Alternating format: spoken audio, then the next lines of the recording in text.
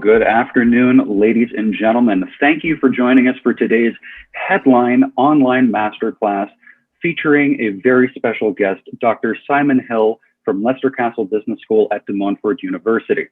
He is a senior lecturer in enterprise in the Faculty of Business and Law, and he earned his PhD in entrepreneurship and humanitarian engineering from Coventry University. He is here today to share with us how to maintain an effective entrepreneurial mindset in turbulent times. Now, before I let Dr. Hill dive in, I'd just like to get a few reminders out of the way for our participants. For all of you, you should note that you're not going to be able to use your microphone or video feeds. Those are going to be disabled, except for Dr. Hill. So if at any point throughout the event you have any questions, and we welcome your questions, please just enter them into the chat box. We will get to as many as we can throughout this event. We want to keep it nice and fun and interactive throughout.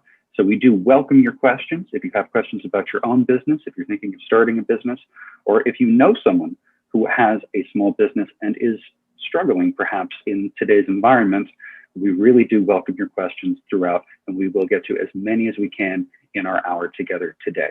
So now that the introductions are out of the way, Dr. Hill, please take it away. Okay, thank you very much, Daniel. Let me just share my slides and we'll get cracking.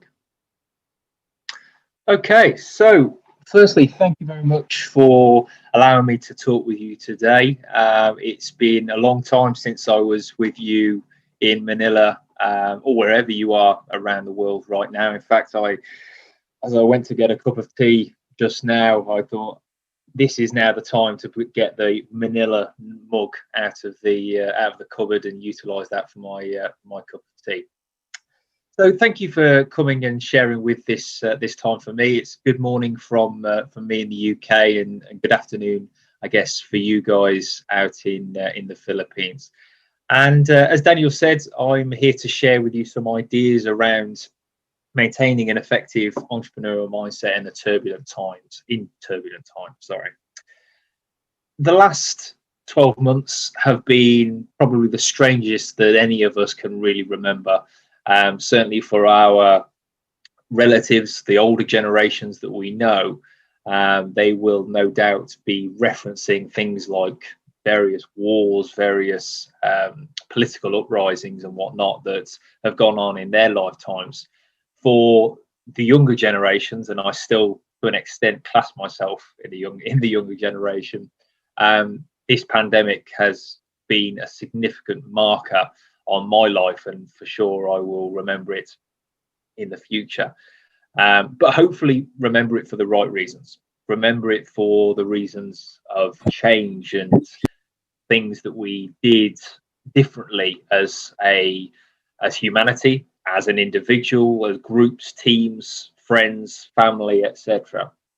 And of course, as within business as well, businesses have had to significantly change over the recent months and the last 12 months, because the environment has completely changed.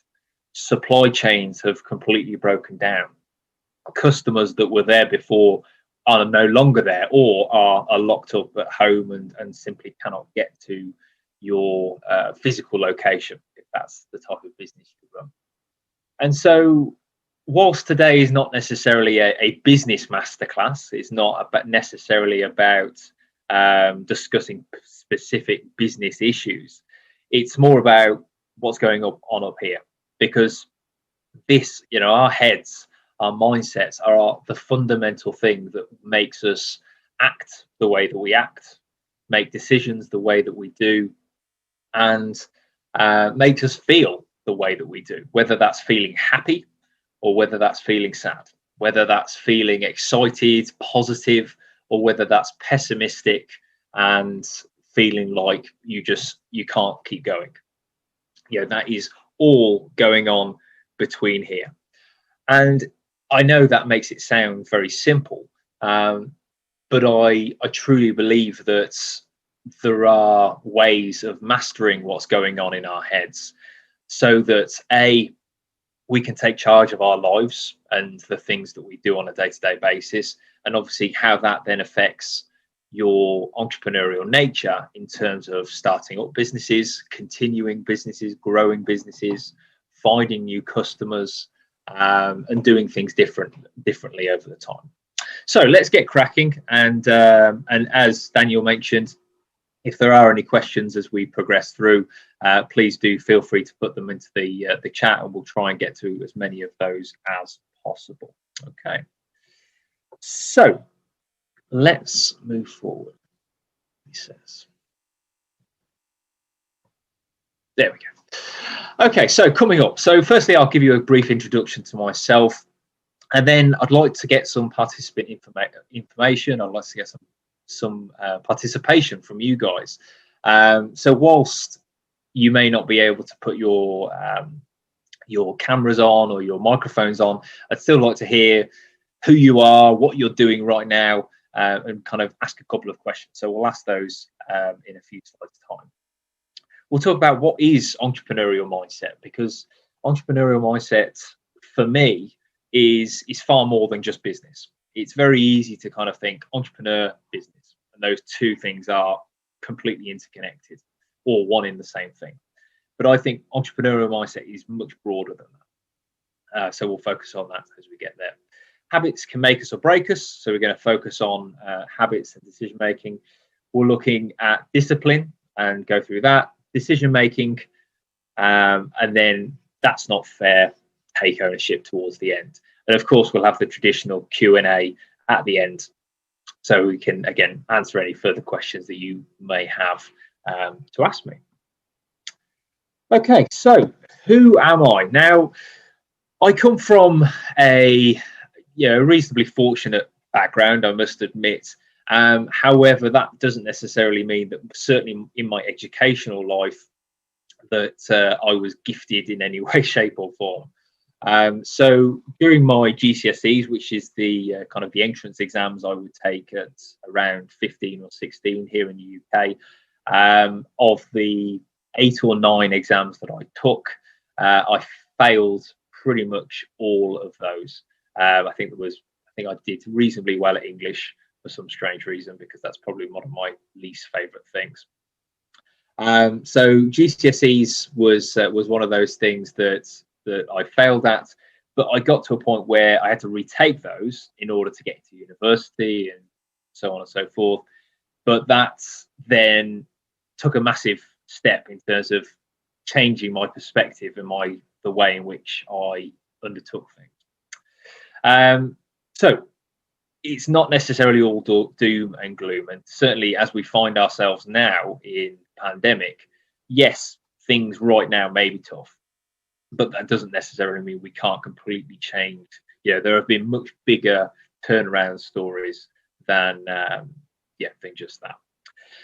As I said, 3 degrees later, so I got my undergraduate degree in business enterprise, my master's degree in global entrepreneurship from Coventry University, and then finally my PhD from Coventry University as well.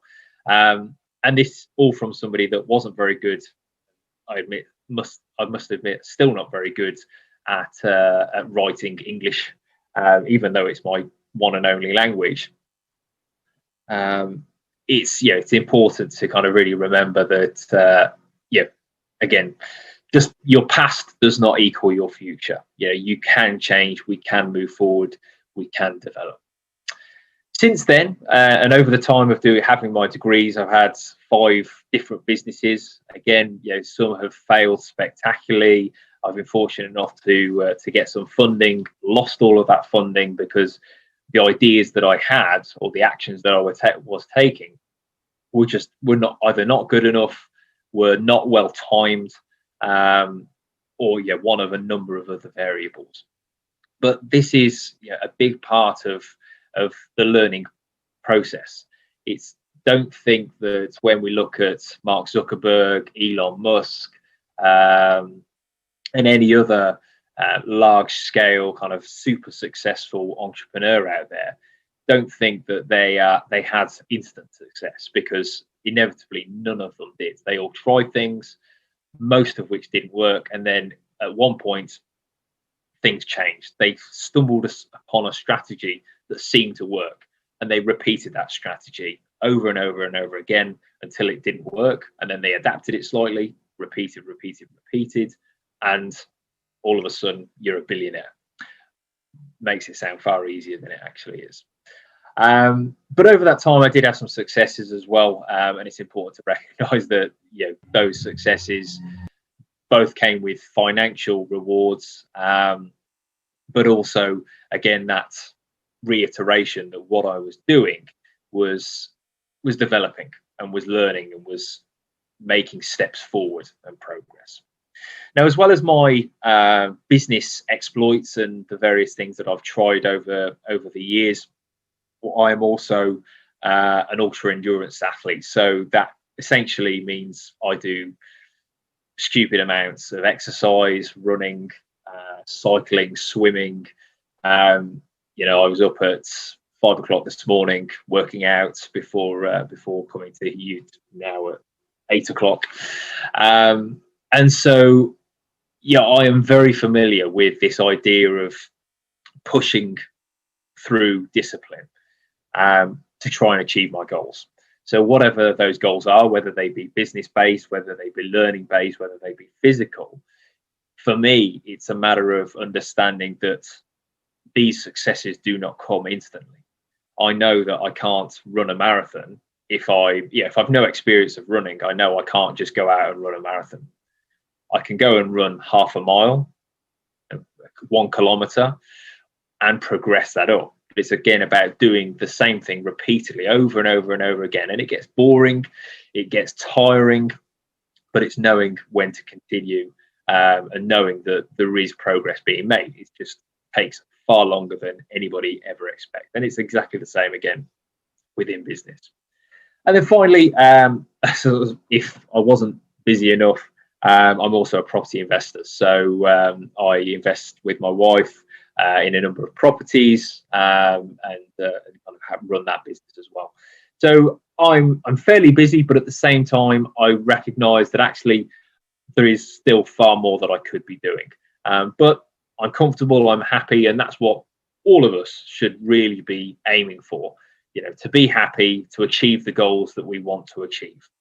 And if we're not doing that, then we need to clearly step back and think about what's the plan, what do I need to do, what do I need to change in terms of my overall approach. Okay, so we've got a poll now for you guys to answer. So if I could ask for the poll to be put onto the screen and for you to please share your thoughts in terms of the 2 questions that should pop up shortly.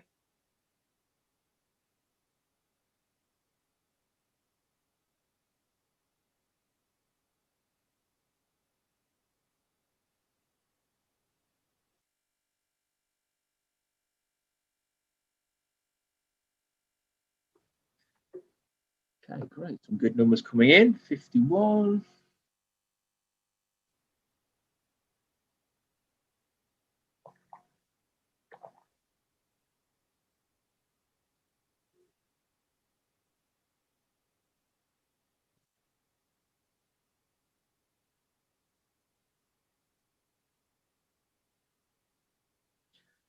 Okay, so we've got 90 responses now, or just over 90 responses, which is great. Come on, let's get it over 100.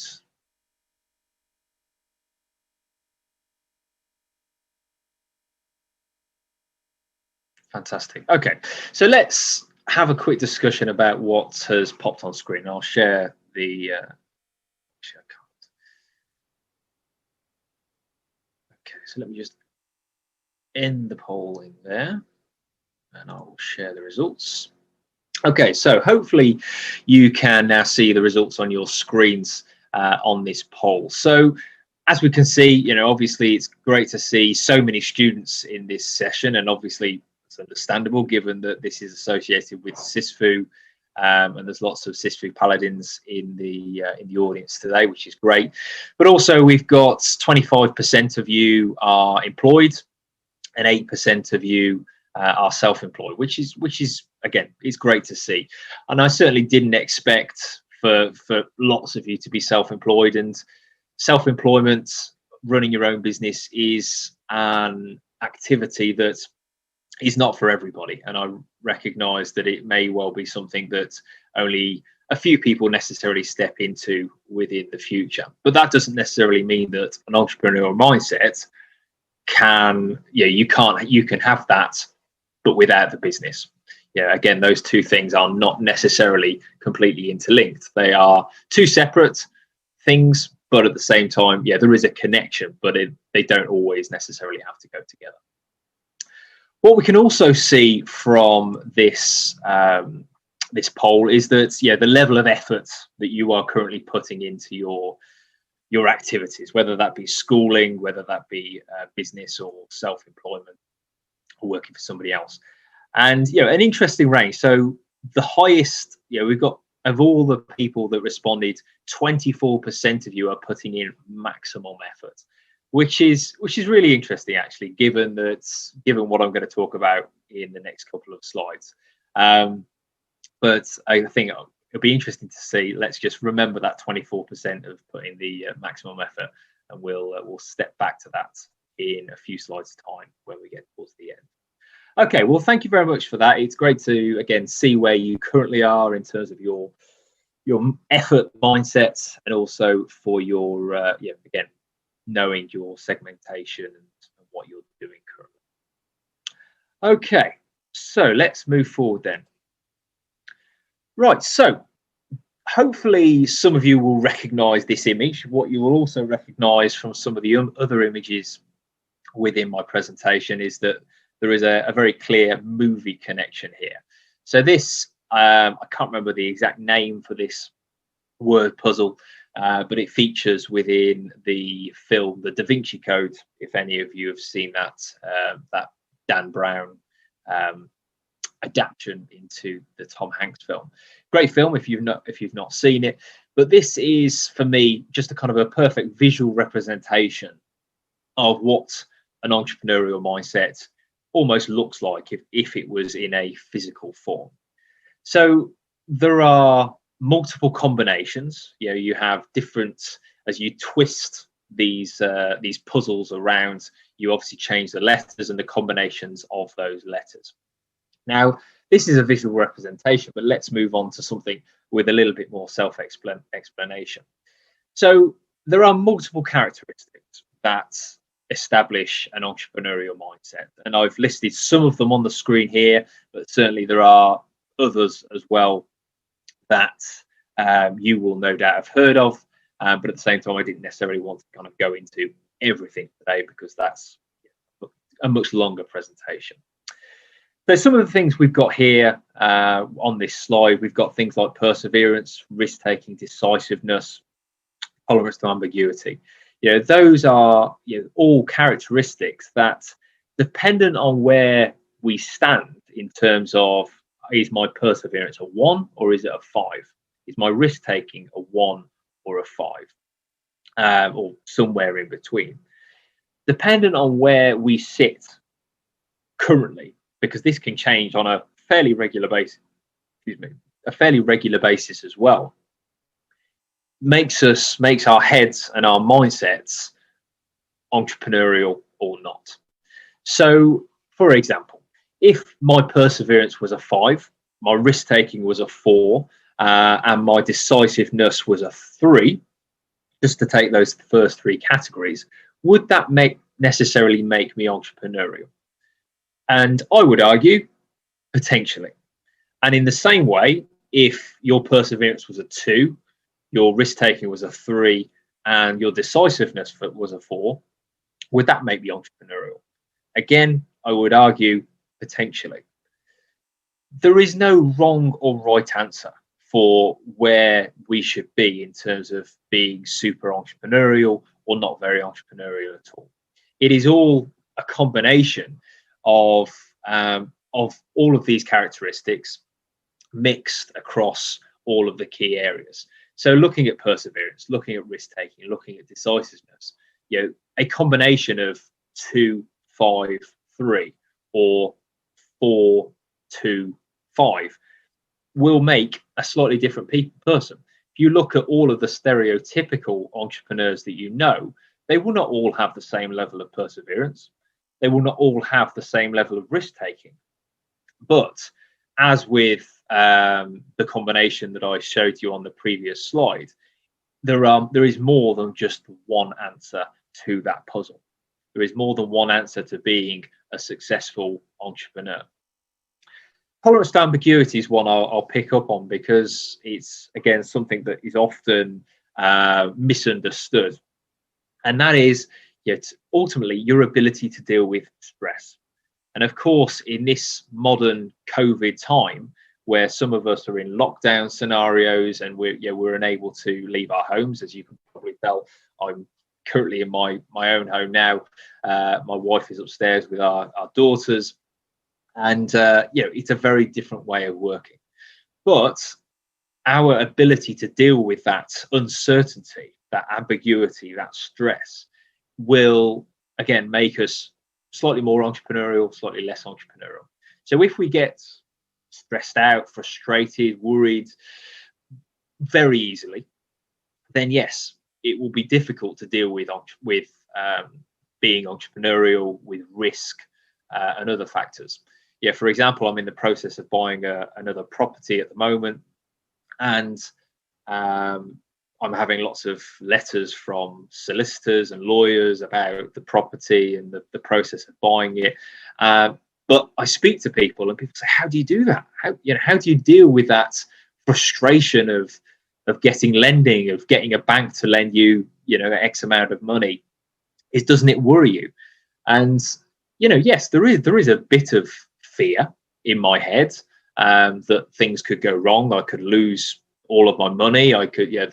But there are also mitigating steps that I've taken to try and ensure that doesn't happen.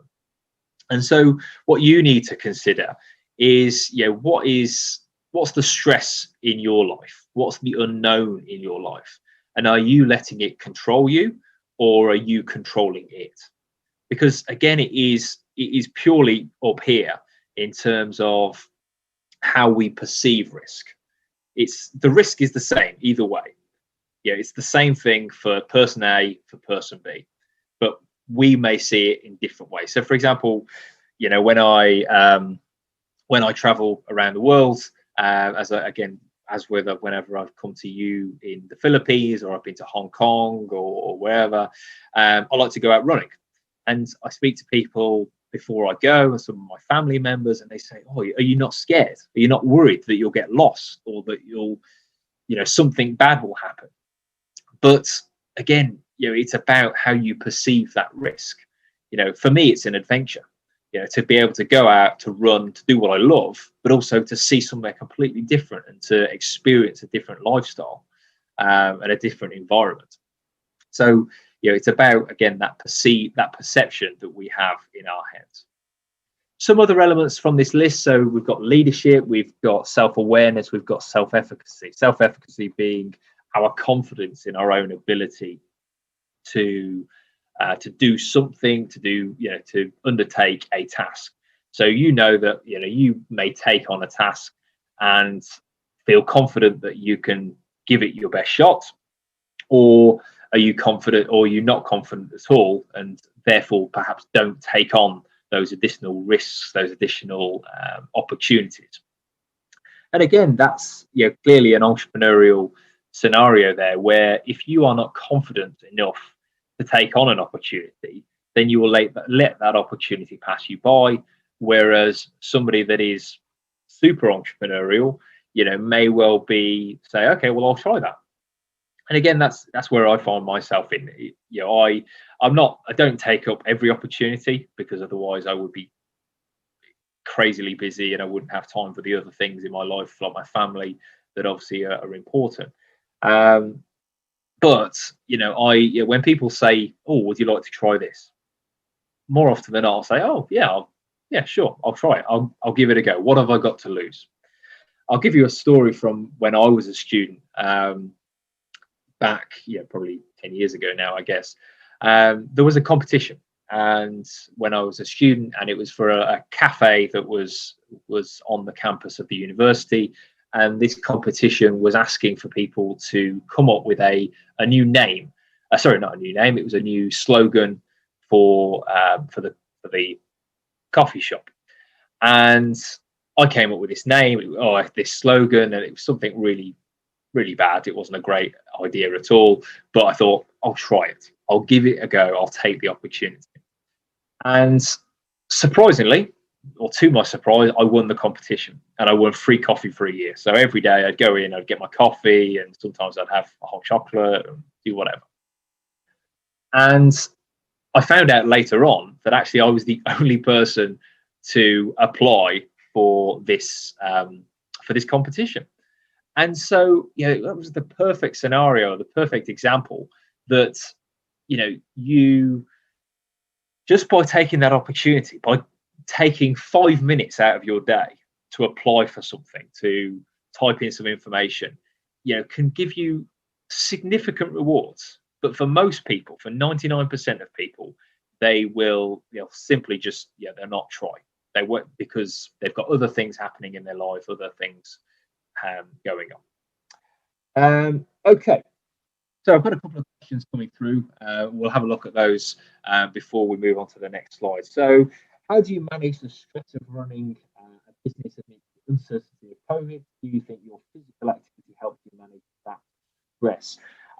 So yeah, absolutely. I think part of it, so running my business, and admittedly my business is primarily property investment, and one of the things that have certainly been happening in the UK within property investment is that people have not been able to pay their rent, and that has been a massive issue, obviously because a lot of property investors are borrowing money to buy their properties, and they rely on the money that's coming in from the property to pay the money back. I'm fortunate that when I selected the tenants that live in one of my properties, I must admit, I didn't necessarily think this at the time, but I was very careful to do my due diligence to make sure that they both had jobs. I checked that they both had jobs with their employers, and went through those various processes. So there is still uncertainty. They could lose their jobs at any point in time, but fortunately the jobs that they have are certainly what we would call in the UK, the term that we're using at the moment is key workers. So people that have to work, as opposed to me, who, again, obviously I can work very flexibly from home. So yeah, that's important. And in terms of physical activity, yes, absolutely. I mean, one of the other things that I do is that I make an conscious effort to run to my properties on a regular basis. So I run past. I don't go in or anything like that because I'm not allowed to by law. But I run past just to make sure everything's okay, the place hasn't burnt down or anything like that. But it's part of my routine and my discipline. But we'll get a little bit more of that later. Great question, thank you. With COVID restrictions in place, does it make sense to start my business, my first business now, or is it too risky? Okay, so there's a little bit more to that question, but I'll come to the first bit first. I saw a great Instagram post yesterday, actually, and I was going to share it with some of my students, but actually this is the perfect time. Unfortunately, I can't share it with you now because it will take me too long to find it. But it was a picture of somebody, it was a massive yacht in some bay somewhere. And this person was putting a speedboat into a garage that was inside this other yacht. And the caption of this Instagram post said something like, whilst you're waiting for the right time to start your business, this guy is parking his boat in his other boat. And it probably doesn't necessarily come across quite so well over Zoom, particularly without the picture. But it is so true that we can so easily use this COVID scenario as an excuse to say, okay, well, it's too risky. I'm not going to do it. I'm not going to take that risk. I'm not going to buy that property. Again, as I have done in the last couple of months, I've put an offer in. I'm going through the process of buying another property. because, it's a, well, I don't think any of us expected it to be this long, but it's been nearly 12 months already. And 12 months, those 12 months, we're not going to get back. So you can either say, try it, take advantage of the situation that's going on, whilst everybody else is being cautious, take action, be aggressive, not in an actual aggressive way, but be aggressive with your, a little bit more with your risk taking. I'm not saying take wild risks, as I'll get to later on with another one of my slides, but it's important to, again, not to lose momentum, keep trying certain things. So is it too risky? As as the question said, it's a very difficult question to answer. But I would generally say, if you've done your due diligence, you've worked out the maths. I'm a big believer in using Excel spreadsheets or Google Sheets spreadsheets to work out all of your potential costs. How much is it going to cost you? What's the risk profile, etc. And they don't have to be difficult sums, but again, a little bit of maths goes a long way in terms of protecting yourself from the risks you potentially take. Should I wait until things get back to normal? So, again, obviously, not knowing certain scenarios, it's difficult for me to advise specifically. But what I would generally say is, if the maths works out, if you can do the maths, and in this scenario, that the risk is reduced, then go for it. But obviously, I don't. It's difficult for me to know what the risk is for a specific individual, for a specific location. But do the analysis, review it, have a backup plan as well. I certainly don't do this knowing that if everything happened, if my properties, people weren't living in there, I could just sell the properties. It would take time, but I could sell the properties and I could recover fairly quickly. If you're taking much bigger risks, so for example, just going to a casino and putting £1,000, dollars, whatever, onto the one of the numbers on the roulette wheel, then that is a significant risk. The reward is potentially massive as well, but the risk is significant, and the odds are stacked in your favour. Okay. Do you think aggressiveness will lead to a good entrepreneurial mindset? Aggressiveness, and not necessarily the words aggressiveness, because aggressiveness it's not necessary, but at the same time, is the other word that's just popped into my head was attack.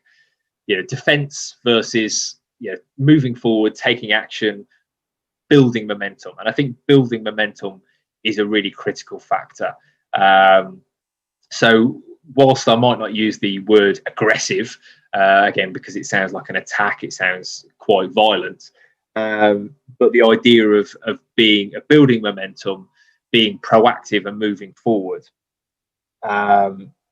is critical. We have to, when there are plenty of people out there that are scared of losing money, scared of taking decisions, and that's okay. There's nothing wrong with that. But if you want the rewards in life, whatever those rewards are, whether it be financial, whether it be physical, mental, then you've got to work for it. You've got to put the effort in. You've got to have discipline to do the same thing over and over again. So yeah, good points. Okay, let's move on. We're kind of going through, taking a lot longer than I expected. So yeah, let's talk about habits. Habits are a critical factor of what we do on a daily basis. From the moment we wake up in the morning, we start running habits. And those habits are essentially an autopilot, a computer in our heads that will go through a series of processes without us really having to think about it. So everything from brushing our teeth, having a shower, having breakfast, how we, making a cup of tea, which has gone cold now. All of those key things will have a habit, a routine in our heads. Now, for me, I'm fortunate that one of my habits and routines is exercise. I exercise 6 days a week without fail. In fact, right now I've got a bit of a back problem, and I can very easily say, oh, my back hurts, I'm not going to exercise. But that is, again, goes completely against my beliefs and my discipline. Now, people would ask me, how do you get up at 6 o'clock in the morning to do exercise? How do you do that? And the focus is that it was really hard when I first started 10, 15 years ago when I started this routine. I was overweight. I lived in America and put a lot of weight on whilst I was there, and that had a big impact. And so habits are not easy. They're easy for other people to see when they say, oh, well, you're really good at taking notes in class. You're really good at answering essay questions. And for most people, that habit has come over years and years and years of repetition, focus, and going through that process. So it's important to recognize that entrepreneurial people have these habits that make them successful. And part of that will be driven by what we've just seen on the previous slides. So things like decisiveness. So the habit of, rather than dwelling on a decision, taking a decision sooner rather than later, because that potentially means that you're not wasting quite so much time. Habits, whether it's the simple things like getting up in the morning early, that doesn't necessarily sound like something that you should have to do to be successful as an entrepreneur, as a business owner. But if you wake up early, that means you're probably going to be awake before your competitors. And that gives you additional time for things like learning, things like, fulfilling, kind of building yourself up and educating yourself. So to give you an example of my routines, my habits, when my alarm goes off in the morning, which I usually wake up before my alarm goes off anyway, my phone is set to automatically prompt me to listen to a podcast. So I listen to usually a 4 or 5 minute podcast in bed, put my headphones in, because otherwise my wife would be very angry with me. Put my headphones in, listen to a podcast about personal development, self-enrichment. The one I listen to is Darren Daly. It's a guy called Darren Hardy who has a daily 4 or 5 minute podcast just to focus on personal development. So I'd highly recommend that. But the key thing with that habit and with any other habit of a successful entrepreneur is that it's not that these habits are really simple to do. All of you right now, I could say to you, okay, well, go and try something difficult today. Go and try something new. Go and do something that you've been putting off for a long time. Go for a run. Go to the gym. Although obviously going to the gym may well be restricted, I'm going to guess, in the Philippines, as it is here. So it's important to recognise that that's the case, and to again take those habits. So are these things difficult to do? No. Most of the things, I could go for a run now, not particularly difficult. The difficulty comes, and as I say at the bottom of this slide, the paradox is that most habits are really, really simple to do once. They are really hard to do every single day. And it's the every single day side of things that makes the big difference, because it creates a momentum, a compound effect that builds up every single day and makes, it's like running. It's about building muscle. It's about doing press ups. To give you another example, I do press ups every day, again 6 days a week, and every week I go up by one press up each week, so that this week I'm doing 33 press ups, next week I'm doing 34 press ups, and I monitor whether I've done them in a day, and I tick off a little box. I've got an app called Way of Life, highly recommended. Monitor doing all those things, because again, it's not doing it once. It's not going to the gym once. It's not eating a salad once. It's not making that phone call once. It's picking up the phone 10 times a day, getting rejected 9 times a day, but getting that one successful thing and doing that over and over and over and over again. Okay, so let's move on now. So hopefully you may well recognize again this shot from this film scene. So this is from the film The Platoon, or Platoon. I don't think it's called The Platoon.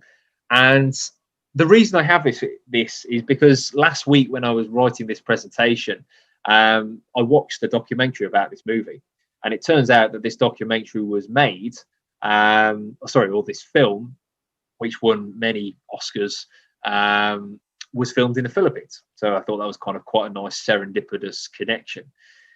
But what's struck me from this documentary about this movie is that it came about through, one of the reasons it was so good was the discipline that went into making it. So all of the actors, so Willem Dafoe, Martin Sheen, and the other guy that I can't remember off the top of my head, they basically came to the Philippines, and they were in a boot camp. They were in full military training for 2 weeks. And yes, that's nowhere near as much as normal military training. But what it did instill is, the discipline, the structure, the hardship that it took to go through that process. And that's one of the core reasons why this movie is renowned for being one of the best war movies, certainly based around the Vietnam War specifically, that has ever been made. Because these actors lived in exactly those situations.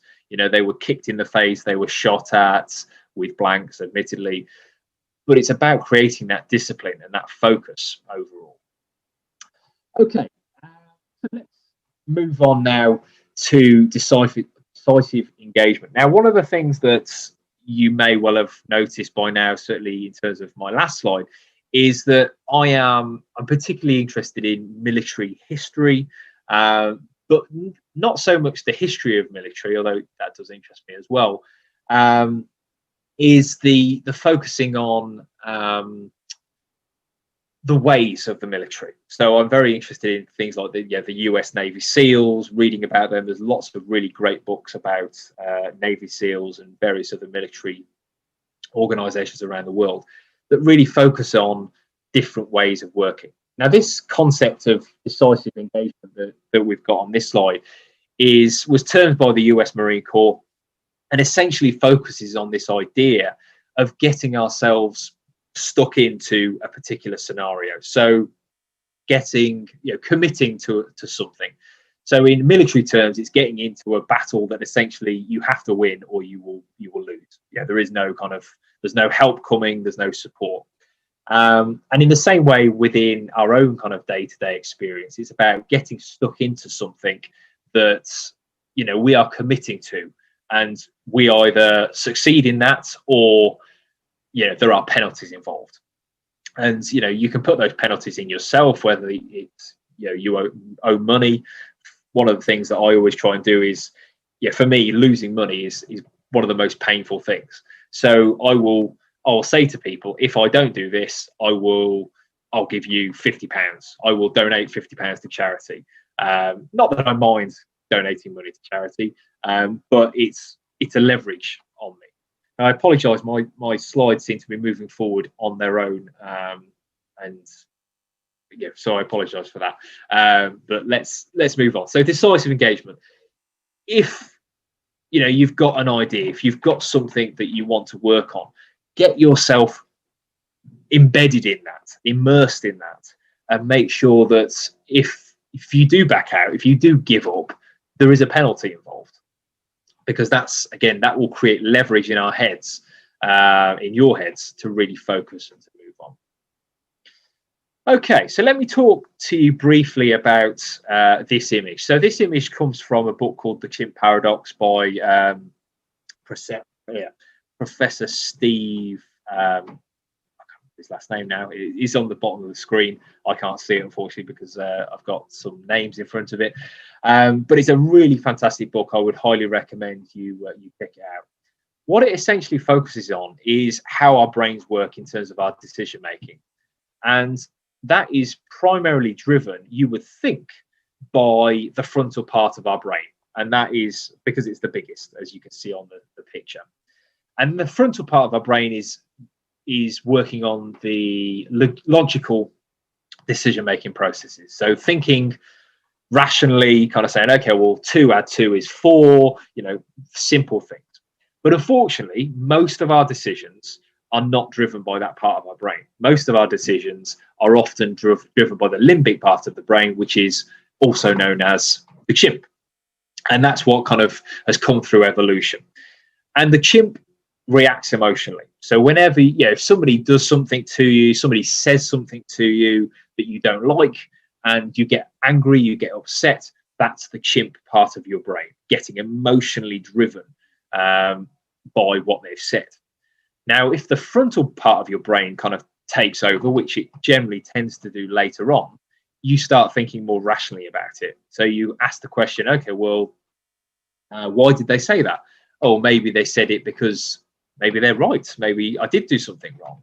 Or maybe they said it because something else is going on in their lives and they didn't think, they weren't trying to be aggressive to you. They just trying to think. And then you've got the parietal part of your brain, which is the autopilot. That's the habits. We've talked about those already, so I won't kind of go into them in too much detail. But the lesson I want you to take away from this, as well as please do check out the book, is that rather than reacting emotionally, I can't do that. Oh, that's too much. That's too risky. Use the frontal part of your brain. Be logical, be rational, do the maths, and get analytical, as the slide suggests. Do the maths. Figure out exactly what you have to gain, and think about what you have to lose if you don't do something. And this could be the same for anything. So look at your business opportunities, look at your studies. If you are not doing as well in your studies as you'd like to be, then actually, do you need to put more effort in? I would argue that most of us are probably lying to ourselves in terms of the level of effort that we put into anything. Because, there is always more that our bodies and our minds can give. And that's, I think that's a really critical factor that we all remember, is that, we are all, I'm going to guess a majority of us in this Zoom call today have pretty simple lives, pretty easy lives. I can go to the supermarket, I can buy food. I've got the money to buy the food. I've got heating in my house because it's particularly cold in the UK right now. So I'm not cold. I've got a house with a roof over it. I own 2 other houses. I really do not have much to worry about. And the same for yourselves. Whilst you might not be in the same situation as I am, for most of you, you're in education. That is a fantastic advantage that most people don't have. Or not most people, but a lot of people don't have. You are probably in quite a privileged scenario. Yes, things might not be going right sometimes. Yes, you might get upset, you might get frustrated. So do I. But sometimes we always have to just take a step back and think about, well, actually, in the grand scheme of things, with everything else going on around the world, all the pandemic, people dying, do I have it that bad? No.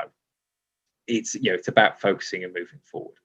Okay, let's move forward quickly because I'm running out of time. But hopefully we can have a bit of extra time for questions at the end as well. So take ownership of things. This is an important fact that I want you to all remember. Life isn't fair. Life is not fair at all. Sometimes, people will get extra rewards. As I've said in some of these points here, yes, the world's changed with COVID, but some people are succeeding in this world, some people are failing. And most of it is, again, down to the mindset of those individuals. Some will have more money than others, some will have better opportunities, some will have better educations. You can either go down the route of saying, oh, that's not fair, or you can be proactive and say, okay, well, what do I need to do to overcome those shortcomings? Because everybody's going to be different. Everybody will be raised different. Some will have rich parents, some will not have rich parents. Some will live in certain countries where opportunities are much more broad. Some will live in countries where opportunities are far more limited. Does that mean that they are not going to be successful? No. But it's about focusing on, overall what can be done. You might not have the same skills as other people. So what do you need to do then if that is the case? You need to put more time in, you need to put more money in, you need to put more effort in, look in different places. I would argue, if you looked at how many hours, let's look at the simple thing of how many hours you sleep a night. Do you need to be sleeping that much at night? Could you cut that down could you wake up 30 minutes earlier or go to bed 30 minutes later? And in those 30 minutes, could you listen to an audiobook? Could you listen to a podcast? Could you read a book? Do that every night, every morning for a month. How much further ahead could you be in that time period in comparison to other people? And that's the principle that you need to remember in terms of discipline, in terms of, again, it's not doing it once, it's not doing it twice, it's doing it over and over and over and over and over and keeping it going, keeping that momentum going. So look in different places, put more money in, speak to different people. You've done the right thing here. You've listened to this presentation. I'm not suggesting that this is necessarily going to change your world, but hopefully if it just gives you a poke in a slightly different direction, it changes your trajectory to go in a slightly different location. The rest is up to you. As I said there, sleep less. I'm fortunate that I have an alarm clock that's next to my bed. That's my daughter, and she likes to wake up kind of throughout the night. So waking up for me is not so much of a problem these days. Learn from people that are winning. Look at who's winning the game. Speak to them. Find out what they're doing. I was speaking to somebody recently who, they drive an Aston Martin, so they're fairly successful in the grand scheme of things. But at the beginning of the COVID, he was struggling. He was really struggling. I mean, he hadn't sold his Aston Martin yet, but all of his business basically was shut down. He had to lay loads of people off, and he was struggling. But he's now succeeding again. It's about, again, focusing on keeping that momentum going. And when things do go down, recognizing that they will probably go up, and there are steps to go up overall. Okay, so we've got the final poll now, if we can share that on the screen. This poll, you will notice, is exactly the same as the first poll, is exactly the same question. But I want you to, before you answer, I want you to really think, in the grand scheme of things, in kind of your day-to-day life, are you really putting in as much effort in as you said in the first question? Because 24% of you said you were putting 100% maximum effort. So the question is are you really putting in maximum effort? If not, then don't put that as an answer. But what level of effort do you think you're really putting in?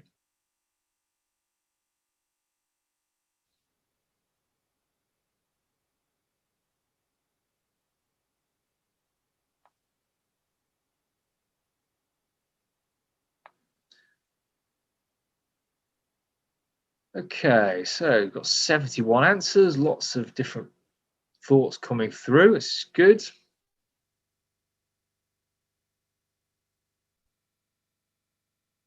Apologies if you can hear somebody, a little person crying outside, but must be nearly dinner time. Okay, great. So we'll stop it there just because we're running out of time quickly. Some great answers there, and clearly, hopefully what I've said has kind of rang true with you, that before we had 24% of you, the highest amount of people said that they were putting maximum effort in, and now the highest amount of you, 26%, said that you were putting a level 7 level of effort in there, which is, I think, a lot more realistic. I think if we were truly honest with ourselves, it would probably be lower than that as well. And I would agree that even for myself, whilst I do wake up early, whilst I do, various bits of work, and I've got little bits of, I've got business going on, I could be working. So I would probably put myself as maybe a 5 or a 6, because I know I could be doing far more. If you ever want to kind of realize, the level of effort we could be putting in, watch documentaries about military training and kind of think, well, could I do that? Am I putting the level of effort in now to my life as I would be if I was to try and do that? And the chances are it's going to be way lower. So yeah, please do recognize that we could be doing so much more. You could be doing so much more. I could be doing so much more. I don't necessarily think you should take a massive leap today. All I want you to do is start doing one thing today different to what you did yesterday, and repeat it every day for the next month, and hopefully beyond that as well. But do something small, do it consistently, do it every day, and you will see a significant change in the way in which you approach life, the way in which you perceive potential entrepreneurial opportunities. All right, well, thank you very much for taking part in that poll. Thank you very much for listening to me today. It's been a great pleasure. I've got a couple of questions come up that I'll answer to begin with, but if you've got any other questions, please do feel free to put them in the chat, and I'll try and respond to them. So, question, how would you advise a cautious person to be more willing and able to take risks? So it's difficult. I certainly myself used to be probably far more cautious than I am now.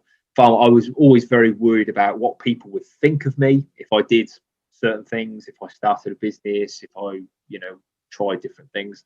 But I was also really cautious with my money. I would always save my money. So I was the kid at school that I used to buy the minimal amount of food so I could save the money that my parents gave me, and I would save that. And I was always about save. I didn't want to risk that money. And only when I, again, got analytical and thought about, okay, well, this is how I do this, and this. Yeah, if I invest this money here, the money is not safe. It's not safe as if it was in a bank, but it is safer than, going to a casino. So, yeah, for me, I think I would recommend, in terms of trying to take risks, is just to, again, be more analytical with it, is do the maths and say, well, what is the risk? What's the actual risk factor? If you go into this, is it, there's a 99% chance you're going to lose your money, and a 1% chance you're going to win. Is it something completely different? Now, casinos are very good for this because you know the statistics. You can work out the statistical calculations and probability of how much you win and how much you lose. Now, I'm not recommending anybody go to a casino. I'm not a fan of casinos generally, but it's an interesting concept. So yeah, it's really something that I would suggest. Know the statistics, learn about probability. And do the calculations, say, okay, well, what is the risk? What's not the risk? But as I said in the last slide, small steps. I don't want you to take a big, huge leap into the unknown. I want you to take just a small, do something just to stretch yourself a little bit. Because if you stretch yourself a little bit every day, like a muscle, it will get stronger, it will improve, and your momentum will build. So yeah, I would recommend that. My family's business is struggling and everyone is fighting about what to do. It's led to a lot of conflict in the family and hurt feelings. What do you recommend to help bring things back to normal? I think that's a difficult one. Obviously, I can't necessarily speak for your particular scenario, but what I would generally suggest is talk to one another, but talk to one another aside from the business. So rather than kind of starting with the business and then getting into an argument, which is probably how it's happening at the moment, you talk about one that creates certain emotions, stresses, frustrations, is almost kind of set the business aside and to sit down and say, okay, well, let's try and think logically, because what's happening in that scenario is that the chimpanzee in your head, the limbic part of your brain, that's the thing that's being emotionally reactive, and that is creating tension, that is creating fighting. And I don't say this being a very logical person all the time. I still have emotions. I still have that monkey in my head. But it sounds like that's what you guys, your family is doing then. And I don't get me wrong. I know that this is a difficult period and it's tough. So I know that is the case. But what you need to try and do is say with the rest of your family, okay, well, let's just sit down and let's try and talk logically. Let's do the maths. Let's work out, well, what's the business doing now? What could it be doing? Are there new customers we could be targeting? Do we need, and yeah, sometimes there will be difficult decisions that need to be made. And I know that, and again, the chimpanzee will probably be going crazy trying to kind of like, this is difficult. I'm upset. I'm angry. Unfortunately, again, the logical part of the brain will need to be the dominant part. And it is easier to do that than not to do that. But I would highly recommend, because I've only really just glossed over the idea of the chimp paradox, go onto YouTube. There are lots of videos out there. The author, Steve Peters, I think is his name, he does a TED talk which talks about this idea. So check that out. And yeah, hopefully that will help. And yeah, it'd be great to hopefully get some feedback from you on that. What else we got? Lots of questions there. How do you handle lots of motivation? Good question. Yeah, I'm certainly not on the go all the time. There are plenty of days that I have that I just kind of think, fortunately, exercise is one of the big parts, as you have probably guessed by now, of my day routines. In fact, on Saturdays, which is my day off from exercise, I tend to feel worse. That's more likely to be my day that I have a bit of a low day in terms of my psychology, and that's probably because the endorphins and things that have kind of gone on in my head, and my blood chemistry has probably changed on that day significantly. But how do I deal with it? Again, for me, it's routine and it's habit.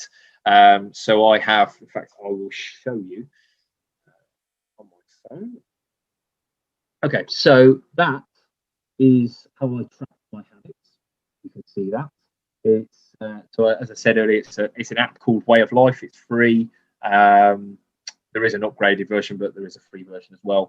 Every day I start, the first question that pops up at 7 a.m. every morning is, have you gone off course? If not, are you back on course?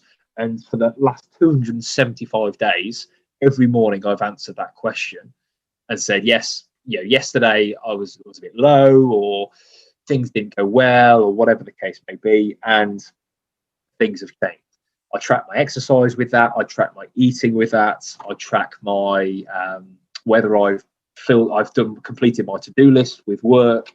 Yeah, I track as many things as possible. Whether I've brushed my teeth, because I was always really bad for kind of forgetting to do that in the evenings. But it's about again getting back into routine when sometimes you're knocked out of it. But if you have that, and also we've got technology now that obviously can kick. I have a notification again probably once every hour to remind me of different things that I should be doing, or the habits. I would highly recommend it. Please do try that. Okay. What sacrifices have you made in business or life in general? What you look back and were thankful that you made? Sacrifices, yeah. So, okay. So this is it. So this is quite topical. So 2 years ago, about 2 years ago, I was with you guys. I was in Manila, and I was doing some work with SISFU for the DMU project out there. And one of the days that I was in Manila was my daughter's birthday. And before I left, I kind of said to myself, I said, "Oh, it's only her third birthday. She won't remember it, and I'll go and work." And when I was in Manila in my hotel room on the day of her birthday, I felt, I won't use the word that I really felt, but I felt really bad. Not only for my daughter, but for the mistake that I'd made, that yes, this was a work trip, but could I have said no to the work trip? Yeah, absolutely, I could have. I say yes to pretty much every other work trip, so I think I have the right to say no to a work trip every so often, particularly when it clashes with a birthday, particularly my daughter's birthday. Now that is a very one-off, but it was probably one of the ones that sticks with me even to today, 2 years later, that I kind of said, I would say never again would I make that decision. In terms of business, I've invested money into things that have gone very badly because I got carried away with the money. I got carried away with thinking I was going to become super rich. And for me now, as opposed to me 10 years ago, I was all about being rich, having nice cars and whatnot. And don't get me wrong, I do have a nice house and I do have a nice car, but it was all about the money. Whereas now my primary focus is being happy and for my family to be happy and to be able to provide for my family. And that drives my business decisions significantly better than just focusing on the financial element overall. So sacrifices are important. Again, whether it's sacrificing sleep, as I said earlier about just waking up early, sacrificing a little bit of sleep to do some exercise is a great investment. Makes you feel better, makes you more energetic. It wakes your brain up far quicker. It's an important thing that I consider to be important, and I would highly recommend for all of you. What do you recommend for people who feel like they are running out of time because of a skills gap? Where there isn't time enough to skill up before the deadline.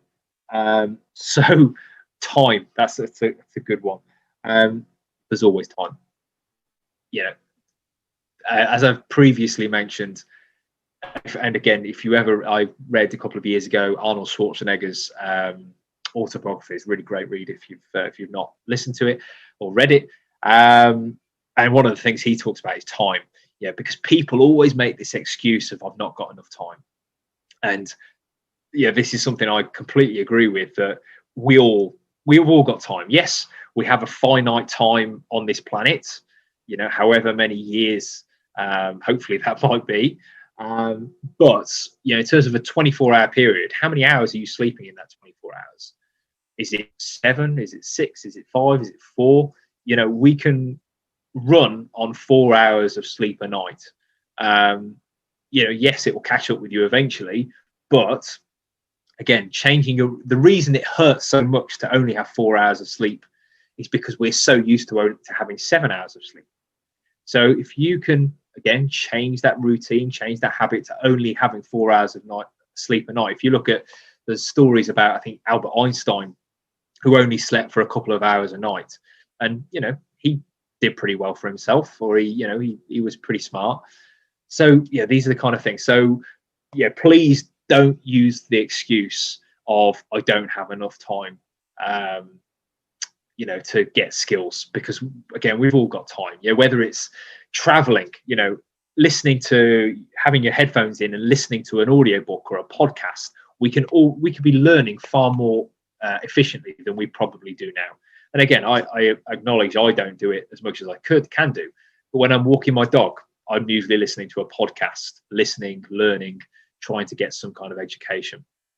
On the bus, when I'm driving, whatever it is, when I'm running, always listening to something educational. I do like my music as well, but that's usually when I'm making food or doing the dishes.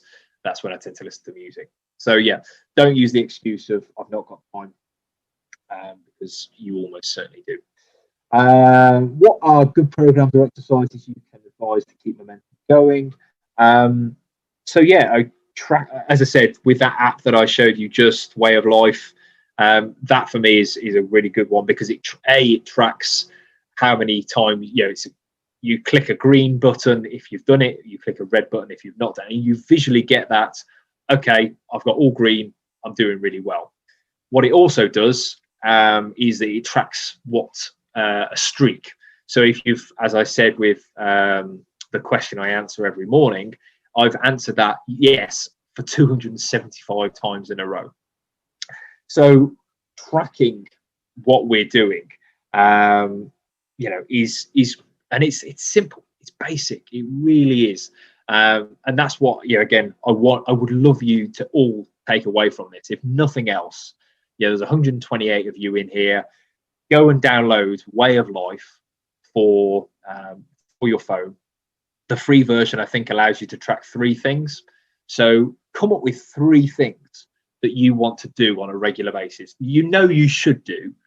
Again, whether that's exercise, whether that's eating healthily, whether that's not snacking too much, whether that's I think, what else have I got on mine? Do something to do with a to-do list. Work on your assignments every day. Whatever it is, something you can do every single day. That's the thing that you really need to focus on. It's about building that momentum and developing that. What is your why? What keeps you moving forward? So I think I kind of answered that earlier. It's my family, but also, excuse me, bad back. I certainly have a competitive drive in my head, and in terms of so the way I always used to look at it, I don't look at it quite so much like this anymore, is that if I could be at my own funeral, if I could hear what people said about me, what would I want them to say? And that's the kind of thing that motivates me to kind of look backwards, or look forward to now and say, well, what am I doing now to make people proud of me? What am I doing now to be remembered? So some people, certainly throughout history, have donated money to have their name on the side of a building. That is something to be remembered of, something to be proud of, and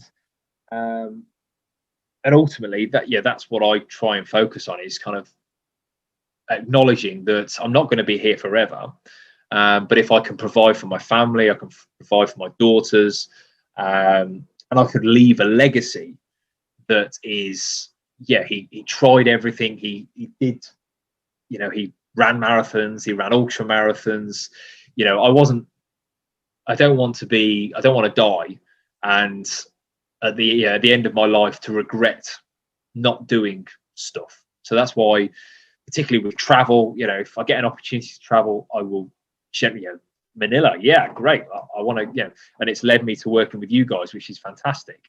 Traveling the world, it's, these opportunities don't come up all the time, so you need to start grabbing them, because again, we don't know when it'll all be over, sadly. But let's be proactive now. Okay, what advice would you offer to those who overthink decisions in business or life in general? So what advice would you offer to those that overthink decisions?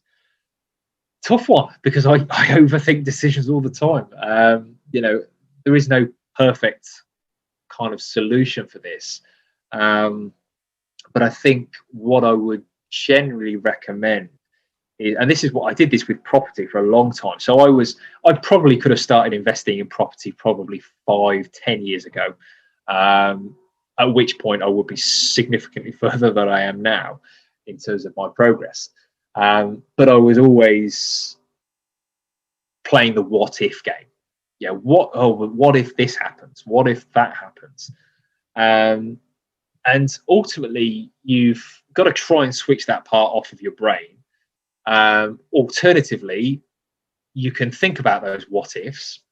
What if one of the tenants in my property loses their job and can't pay the rent? I know that I can maintain and I can keep repaying the funding that I've got, the lending overall that I've got, and I can keep paying that. Now, if they were to lose their jobs and I were to lose my job, then yes, that would be slightly more problematic, but I've still got a backup. So it's about just kind of, again, being logical, being analytical about it and saying, well, okay, I know this could happen. I know this could happen. I know this could happen. This is the solution for this. This is the solution for this. And write it out. Draw it out on a piece of paper Say, okay, well, what's stopping me? This, and this. Is this really a problem? No, because this is the solution. No, this is the solution. No, this is... For most things, we know the answers to the questions or to the problems that potential problems that exist. We're just scared.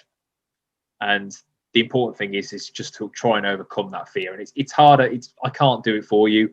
And me talking to you about it will hopefully help you a little bit, but at the same time, it will give you some momentum. But it's a difficult process, and unfortunately, there's not really much a way around it other than being persistent and building momentum on it. Okay, so I apologise for overrunning somewhat. We're kind of 20 minutes over time now. I hope you've enjoyed this session. Again, takeaway from this is build those habits. Go and download that app that I mentioned, Way of Life. I think it's on both Android and Apple. It's definitely on Apple. But try something. Take up a new activity, a new habit that will build your resilience, will build your discipline. Start watching more YouTube videos on discipline, resilience. There is so much out there that you could be learning from. Don't just let it be your learning points. Go and see what else there is as well, because there's lots of stuff. Thank you very much for your time. I really do appreciate it, and enjoy the rest of your evening. All right. Thank you very much, Dr. Hill, for taking the time to share your expertise and your extensive experience in maintaining an entrepreneurial mindset, even in these very turbulent times. Now, before everyone leaves, we would appreciate it very much if you would be so kind as to answer one final poll question, which is, how satisfied are you with today's masterclass with Dr. Simon Hill? So please, on a scale of 1 to 5, 5 being the highest, please let us know your thoughts on today's masterclass. Thank you all again for joining us. I'm Daniel Steele. Thank you very much, Dr. Hill. We hope to have you on again, maybe in just a couple of months, to do another round of fresh masterclasses, okay? Thanks, everyone, for joining us. We're sorry we went over time, but everyone had so many great questions to be answered. Thank you so much to all of the audience for so much participation. We couldn't be happier. To the nearly 150 people who decided to join today's masterclass. Thank you all. We hope you'll join us for tomorrow's session and next week's session as well. Thank you very much, everyone, and have a great evening.